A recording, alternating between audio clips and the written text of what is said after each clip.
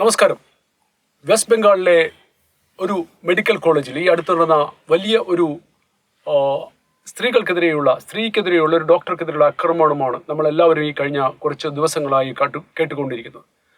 സ്വാഭാവികമായിട്ടും മമതാ ബാനർജി നയിക്കുന്ന ആ വെസ്റ്റ് ബംഗാളിലെ ഈ നടന്ന അക്രമം ഇന്ത്യ മുന്നണിയിലെ ഒരു വ്യക്തികളും പുറത്തു വന്ന് വിമർശിച്ചിട്ടില്ല എന്നുള്ളത് ഏറ്റവും പ്രസക്തമായ ഭാഗമാണ്. ആ സംഭവത്തിലേക്ക് നമുക്ക് ഒന്ന് വിശകലനം ചെയ്യാം. അവിടുത്തെ RG കർ ഹോസ്പിറ്റലിൽ, മെഡിക്കൽ കോളേജിൽ, ഗവൺമെന്റ് നടത്തുന്ന RG കർ മെഡിക്കൽ ഹോസ്പിറ്റലിലാണ് ഈ ഇൻസിഡന്റ്, ഈ സംഭവം നടന്നിരിക്കുന്നത്. ഓഗസ്റ്റ് 9 അവിടെ ഒരു PG മെഡിക്കൽ സ്റ്റുഡന്റിനെ കുറെ സാമദ്രോഹികൾ ചേർന്ന് ബലാത്സംഗം ചെയ്ത് കൊല്ലുകയായിരുന്നു എന്നുള്ളതാണ് ആ വാർത്ത. അതിനുശേഷം ഡോക്ടർമാർ പണിമുടക്കലായിരുന്നു. ഓഗസ്റ്റ് 14 ഒരു 7000-ഓളം വരുന്ന വലിയൊരു ജനക്കൂട്ടം ആ ഹോസ്പിറ്റലിലേക്ക് ഇരച്ചു കയറുകയും അവിടെ ഉണ്ടായിരുന്ന സകല സാമഗ്രികൾ അടിച്ചു തകർത്തുകൊണ്ട് അവർ തിരിച്ചു പോവുകയും ചെയ്തു. ഒരുപക്ഷെ ഇത് തെളിവ് നശിപ്പിക്കുവാനുള്ള ഒരു പ്രയത്നമായിട്ട് നമുക്ക് പലരും വിലയിരുത്തുന്നുണ്ടെങ്കിലും പോലീസ് പറയുന്നത് ഇത് സംഭവം നടന്ന ആ പെൺകുട്ടി ബലാത്സംഗം ചെയ്യപ്പെടുന്ന സെമിനാർ ഹാളിലേക്ക് ഈ അക്രമികൾ വന്ന് കയറിയിട്ടില്ല എന്നുള്ളതാണ്. എന്നിരുന്നാലും ഇത് വളരെ അതീവ ഗുരുതരമായ ഒരു സ്ഥിതിവിശേഷമാണ് വെസ്റ്റ് ബംഗാളിൽ ഇന്ന് ഉണ്ടാക്കിയിരിക്കുന്നത്. എന്തുകൊണ്ടെന്നാൽ ഒരു PG ഡോക്ടർ, ആ ഡോക്ടർ ഒരുപക്ഷെ ഇതിന്റെ ഏറ്റവും വലിയ കുറ്റവാളിയായിട്ട് മുന്നിൽ നിൽക്കുന്നത് ആ കോളേജിലെ തന്നെ ഡോക്ടർ സന്ദീപ് ഘോഷ് എന്ന പ്രിൻസിപ്പളാണ്. സന്ദീപ് ഘോഷിനെ അപ്പോൾ തന്നെ സർക്കാർ ആ സ്ഥാനത്തു നിന്നും നീക്കുകയുണ്ടായി. എന്തുകൊണ്ടെന്നാൽ സന്ദീപ് ഘോഷിനെ കുറിച്ച് കഴിഞ്ഞ 2021 മുതൽ വലിയ ആരോപണങ്ങൾ, സാമ്പത്തികമായും കോളേജ് നടത്തിപ്പിലും വലിയ ആരോപണങ്ങൾ നേരിടുന്ന ഒരു വ്യക്തിയാണ്. തൊട്ടു മുമ്പിലുള്ള ഡോക്ടർ അലി എന്ന് പറയുന്ന ആ കോളേജിന്റെ പ്രിൻസിപ്പളായിരുന്ന ഡോക്ടർ അലിയും ഇയാൾക്കെതിരെ കോടതിയിലും മറ്റും വലിയ ആരോപണങ്ങൾ അല്ലെങ്കിൽ കംപ്ലൈന്റുകൾ ചെയ്തിട്ടുണ്ട്. അപ്പൊ അങ്ങനെയുള്ള ഒരു ഏകദേശം ക്രിമിനൽ എന്ന് വിളിക്കാവുന്ന ഒരു വ്യക്തിയാണ് അവിടുത്തെ പ്രിൻസിപ്പൽ ആയി നിൽക്കുന്നത്. അയാളെ വെച്ചുകൊണ്ട് നടത്തുന്ന ഒരു ഹോസ്പിറ്റലിൽ അയാളുടെ രീതിയിലുള്ള ഒരു വലിയൊരു ഗ്യാങ്ങിനെ അയാൾ അവിടെ വളർത്തിയിരുന്നു എന്നുള്ളതാണ് പുതിയ വിവരം കിട്ടുന്നത്. ഇതിനൊക്കെ ഒരു പക്ഷേ ഈ കുട്ടിക്ക്, ഈ പോസ്റ്റ് ഗ്രാജുവേറ്റ് പഠിക്കുന്ന ഈ ഡോക്ടറിന്, ഈ 31 വയസ്സുകാരിയായ ഡോക്ടറിന് അറിയാം എന്നുള്ള ഒരു സന്ദേഹവും ഇപ്പോൾ നിലവിലുണ്ട്. ആ കുട്ടി കൊല്ലപ്പെടുന്നത് ഓഗസ്റ്റ് 9 രാത്രി 12:30 ഒരു പക്ഷേ അതിന്റെ പിറ്റേ ദിവസം ആ കുട്ടിയുടെ വീട്ടുകാരെ അറിയിക്കുവാൻ വൈകിയിരിക്കുന്നു. ആദ്യം ആ കുട്ടിയുടെ വീട്ടുകാരെ അറിയിച്ചത് ആ കുട്ടി അൺവെല്ലാണ്, സുഖമില്ല എന്നുള്ള രീതിയിലാണ്. പിന്നെ വേറെ ഒരു അരമണിക്കൂർ കഴിഞ്ഞപ്പോഴത്തേക്ക് ആ കുട്ടി സൂയിസൈഡ് ചെയ്തു എന്നുള്ളതാണ് അറിയിച്ചത്. അപ്പൊ എന്തുകൊണ്ടാണ് ആ കോളേജിലെ, ആ യൂണിവേഴ്സിറ്റിയിലെ പ്രിൻസിപ്പളും മറ്റ് അധികാരികളും ഒരു ബലാത്സംഗത്തെ, അതിക്രൂരമായ ഒരു ബലാത്സംഗത്തെയും ഒരാളെ കൊല്ലുന്നതിനെയും ഒരു ആത്മഹത്യയായി ചിത്രീകരിച്ചത് എന്നുള്ളൊരു ചിന്ത നമുക്ക്, അല്ലെങ്കിൽ ചിത്രീകരിച്ചത് എന്നുള്ള ഒരു കാര്യം വളരെ ഗുരുതരമായ ഒരു കുറ്റകൃത്യമാണ്. മാത്രമല്ല പോലീസും അതിന് സപ്പോർട്ട് ചെയ്തു നിന്നു എന്നുള്ളത് വേണം കരുതാൻ. ഇതിന്റെ പ്രകാരം പല സ്ഥലത്തു നിന്നും ആ കുട്ടി തലേദിവസം, ആ ഡോക്ടർ തലേദിവസം സംസാരിച്ച, സെമിനാർ ഹാളിൽ സംസാരിച്ച 4 കൊളീഗ്സ് ഉണ്ടായിരുന്നു. അവരുടെ ഒപ്പം സഹവർത്തികളായ അല്ലെങ്കിൽ അവരുടെ ഒപ്പം പഠിച്ച 4 പേരുണ്ടായിരുന്നു. ഈ 4 പേരിൽ 2 പേരുടെ വിരലടയാളം ആ ബോഡി കടന്നിരുന്ന സ്ഥലത്തു നിന്നും കിട്ടി എന്നും പിന്നീട് വാർത്താ മാധ്യമങ്ങൾ റിപ്പോർട്ട് ചെയ്യുകയുണ്ടായി. ഇവർക്കും ഈ തെളിവ് നശിപ്പിക്കുന്നതിൽ പങ്കുണ്ടോ എന്ന് പരിശോധിക്കുകയാണ്. ഈ പോലീസിന്റെ ഈ അനാസ്ഥ, ഭരണ സംവിധാനത്തിനോട് ചേർന്ന് നിന്നുകൊണ്ട് പോലീസ് നടത്തുന്ന ഈ അനാസ്ഥ കണ്ടുകൊണ്ട് തന്നെയാണ് കോടതി ഇടപെടലുകൾ ഉണ്ടായത്. രാജ്യത്താകമാനം ഈ വെസ്റ്റ് ബംഗാളിൽ നടന്ന, മമതാ ബാനർജിയുടെ കീഴിൽ നടന്ന അരാജകത്വത്തിന്റെ ഏറ്റവും വലിയ മകുടോദാഹരണമായി മാറിയ ഈ വെസ്റ്റ് ബംഗാളിലെ RG കർ മെഡിക്കൽ കോളേജിൽ നടന്ന ഈ സംഭവം ലോകത്ത് ആകമാനം, ഇന്ത്യയിൽ മാത്രമല്ല ലോകത്താകമാനം വലിയ ചർച്ചയും വിഷയവുമായി മാറിയിരിക്കുന്ന സമയത്ത് ഒരു ഡിഫൻസിലായിപ്പോയ, ഒരു പ്രതിരോധത്തിലായിപ്പോയ മമതാ ബാനർജിക്കെതിരെ ശക്തമായ നിഗമനങ്ങളാണ് കോടതി പുറപ്പെടുവിച്ചിരിക്കുന്നത്. കോടതി തന്നെ പറഞ്ഞിരിക്കുന്ന, കോടതിയുടെ വാക്കുകൾ പറഞ്ഞാൽ സ്റ്റേറ്റ് ഫെയിലിയർ എന്നാണ് കൽക്കട്ട ഹൈക്കോടതിയെ വിലയിരുത്തിയിരിക്കുന്നത്. കൽക്കട്ട ഹൈക്കോടതിക്ക് ഉപരിയായി സുപ്രീം കോടതിയും ശക്തമായ രീതിയിൽ താക്കീതുകൾ നൽകിയിട്ടുണ്ട്. കൽക്കട്ട ഹൈക്കോടതി ഈ കേസ് ഏൽപ്പിച്ചിരിക്കുന്നത് CBI ആണ്.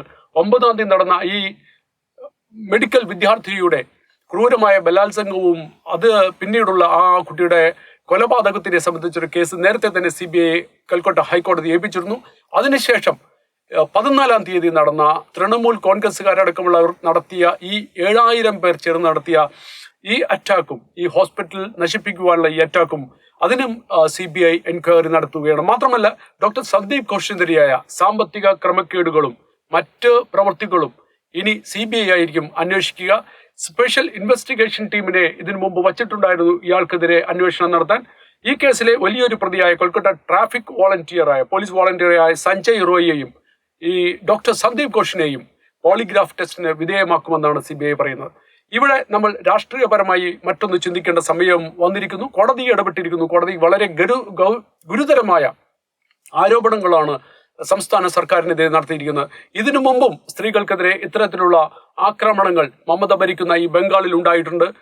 അതിന് കൂടാതെ തന്നെ ഒട്ടനവധി ഗുണ്ടകളും ഒട്ടനവധി സാമൂഹ്യ ദ്രോഹികളും വിളയാടുന്ന ഒരു ഭൂമിയായി വെസ്റ്റ് ബംഗാൾ മാറിയിരിക്കുന്നു. ഒരു പക്ഷേ മമതയുടെ കയ്യിൽ നിന്നും, മുഖ്യമന്ത്രിയായ മമതയുടെ കയ്യിൽ നിന്നും, മമതാ ബാനർജിയുടെ കയ്യിൽ നിന്നും ഈ കാര്യങ്ങൾ കൈവിട്ടു പോകുന്ന ഒരവസ്ഥയിലേക്കാണ് അവിടെ എത്തിച്ചേർന്നിരിക്കുന്നത്. അതുകൊണ്ട് തന്നെയാണ് ഞാൻ തൊട്ടു മുമ്പ് പ്രതിപാദിച്ചത് സ്റ്റേറ്റ് ഫെയിലിയർ എന്നുവരെ കോടതിക്ക് പറയേണ്ട ഒരു ഗതികേടിലേക്ക് വന്നിരിക്കുന്നു. കേന്ദ്ര സർക്കാരിന്റെ നിലപാട് എന്താണ്? ഒരു കോടതി പറഞ്ഞിരിക്കുകയാണ് ഇത് സ്റ്റേറ്റ് ഫെയിലിയർ ആണ് എന്ന് പറയുമ്പോൾ കേന്ദ്ര സർക്കാർ എന്തുകൊണ്ട് ഇടപെടുന്നില്ല എന്നൊരു ചോദ്യം വിവിധ കോണുകളിൽ നിന്നും ഉയരുന്നുണ്ട്. കേന്ദ്ര സർക്കാരിന് ഇടപെടാൻ പറ്റിയ ഏറ്റവും നല്ല സമയമാണ്. ഒരു പക്ഷേ ബംഗാളിലെ ജനങ്ങൾ കേന്ദ്ര സർക്കാരിനെ, നരേന്ദ്രമോദിയെയും അമിത്ഷായെയും അനുഗ്രഹിക്കുന്ന ഒരു തലത്തിൽ വരെ അത്രയും അപകടകരമായ രീതിയിൽ വെസ്റ്റ് ബംഗാൾ മാറിയിരിക്കുന്നു എന്നുള്ള ഒരു കാഴ്ച നമുക്ക് ഇപ്പൊ കാണാൻ പറ്റും. എല്ലാ മാധ്യമങ്ങളും അടക്കമുള്ള എല്ലാവരും പറയുന്നത് ഇത്രയും അപകടകരമായ സ്ഥിതിവിശേഷം ഉണ്ടായിട്ടില്ല എന്നുള്ളതാണ്. തൊട്ട് മുമ്പ് ഹത്രാസിൽ ഇങ്ങനെ ഒരു സംഭവം നടന്നാൽ ഇതെന്റെ മകളാണ് എന്ന് പറഞ്ഞ മമതാ ബാനർജിയാണ് ഇത്തരത്തിൽ ഒരു കേസ് വന്നപ്പോൾ ആ പെൺകുട്ടിയുടെ കൂടെയല്ല നിൽക്കുന്നത്, ആ ക്രിമിനലുകളുടെ കൂടെയാണ് അവരുടെ സ്ഥാനം. എങ്ങനെയെങ്കിലും അക്കൂട്ടരെ രക്ഷിച്ചെടുക്കുവാൻ, പോലീസിനെ വെച്ച് രക്ഷിച്ചെടുക്കുവാനുള്ള ഒരു പ്രയത്നത്തിലാണ് അവർ നിൽക്കുന്നത്. ഓരോ പാർട്ടികളുടെയും നിലപാട് ഈ സമയത്ത് നമുക്ക് വിശകലനം ചെയ്യേണ്ടതുണ്ട്. CPM എന്ന നിലപാടാണ് പറയുന്നത്. CPMനെ സംബന്ധിച്ചിടത്തോളം വെസ്റ്റ് ബംഗാളിൽ നടത്തുന്ന ചെറിയ സമരങ്ങളിൽ അവർ പങ്കെടുക്കുന്നുണ്ട്. പക്ഷേ അതിനുപരിയായിക്കൊണ്ട് കോൺഗ്രസിന്റെ നിലപാട് എന്താണ്? എപ്പോഴും മണിപ്പൂരിലേക്ക് മാത്രം നോക്കിയിരിക്കുന്ന രാഹുൽ ഗാന്ധി എന്ന് പറയുന്ന ദേശീയ നേതാവ്, പ്രതിപക്ഷ നേതാവിന്റെ നിലപാട് എന്താണ്? ഇന്നുവരെ മമതാ ബാനർജിയെ ശക്തമായി വിമർശിക്കുവാനോ ഈ കൊലപാതകത്തിലും ബലാത്സംഗത്തിലും ഒരു നിലപാടെടുക്കുവാനോ കോൺഗ്രസിനും രാഹുൽ ഗാന്ധിക്കും കഴിഞ്ഞിട്ടില്ല എന്നുള്ളത് നമുക്ക് ശക്തമായി വിലയിരുത്തേണ്ട ഒന്നാണ്. മറ്റു പാർട്ടികൾ, അഖിലേഷിന്റെ ഇന്ത്യ മുന്നണിയിലുള്ള മറ്റു പാർട്ടികൾ എന്ത് നിലപാടാണ് ഈ വിഷയത്തിൽ എടുത്തത് എന്ന് നമുക്ക് ചർച്ച ചെയ്യേണ്ടതുണ്ട്. എന്തുകൊണ്ടെന്നാൽ രാഷ്ട്രീയപരമായി ചിന്തിക്കുമ്പോൾ ഇവർ എടുക്കുന്ന നിലപാടുകൾ രാഷ്ട്രീയപരമായി മാത്രമായി ഒതുങ്ങിപ്പോകുന്നു എന്ന പൊതുജനം മനസ്സിലാക്കേണ്ട ഒരു അവസ്ഥയിലേക്ക് വന്നിരിക്കുകയാണ്.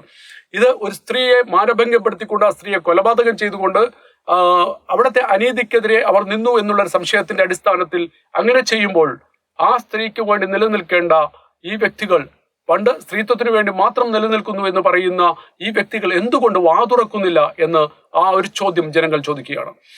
ഇത് തീർച്ചയായും CBIയും കോടതിയും, CBIയുടെ റിപ്പോർട്ടുകൾ കോടതി തേടിയിട്ടുണ്ട്. സുപ്രീം കോടതിയും കൽക്കട്ട ഹൈക്കോടതിയും നടത്തിയിരിക്കുന്ന വിശകലനങ്ങൾ മറ്റും യഥാർത്ഥത്തിൽ വായിച്ചറിയുമ്പോൾ ഒരുപക്ഷെ കേന്ദ്ര സർക്കാർ, പ്രധാനമന്ത്രി മോദിയും മറ്റും ഗവർണറുടെ റിപ്പോർട്ടുകൾ കാത്തിരിക്കുകയായിരിക്കും. CBIയുടെ റിപ്പോർട്ടുകൾ കൂടി വരുമ്പോൾ, പോളിഗ്രാഫ് ടെസ്റ്റുകളും മറ്റും കഴിയുമ്പോൾ ഒരുപക്ഷെ കേന്ദ്ര സർക്കാർ ഇടപെടാൻ സാധ്യതയുണ്ട്. എന്തു തന്നെയായാലും ഒരു കാര്യം വ്യക്തമാണ്, കേന്ദ്ര സർക്കാരിന് മുമ്പിൽ മമതാ ബാനർജിക്കെതിരെ നടപടിയെടുക്കാനുള്ള ഒരു സുവർണാവസരമാണ് വന്നിരിക്കുന്നത്. ഈ സുവർണാവസരത്തിന്റെ ഒന്നാമത്തെയും രണ്ടാമത്തെയും സ്റ്റെപ്പുകൾ കഴിഞ്ഞിരിക്കുന്നു. ഇനിയെങ്കിലും CBIയുടെ റിപ്പോർട്ട് പ്രകാരം വരുമ്പോഴെങ്കിലും ശക്തമായ നടപടികൾ മമതാ ബാനർജിയുടെ വെസ്റ്റ് ബംഗാൾ സർക്കാരിന്റെ എടുക്കുമെന്നും വെസ്റ്റ് ബംഗാളിനെ വലിയൊരു അപകടത്തിൽ നിന്നും കേന്ദ്ര സർക്കാർ രക്ഷിക്കുമെന്നും നമുക്ക് പ്രത്യാശിക്കാം. News desk Swachh Bharat.